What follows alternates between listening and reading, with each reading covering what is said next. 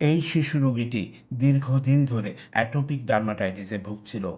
রোগের জটিলতা বাড়তে বাড়তে একসময় আক্রান্ত হয় এক্সফোলিয়েটিভ ডার্মাটাইটিসে।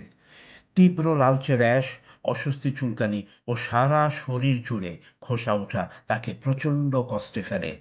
প্রথমে হোমিওপ্যাথি চিকিৎসা গ্রহণ করলে তার অবস্থা আরও অবনতি হয়।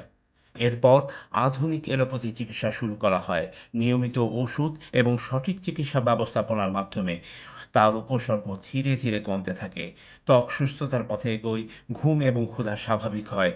এই কেসটি প্রমাণ করে যে জটিল চর্মরোগের চিকিৎসার জন্য আধুনিক বৈজ্ঞানসম্মত চিকিৎসাই রোগীকে কার্যকর সুস্থতার দিকে নিয়ে যায়।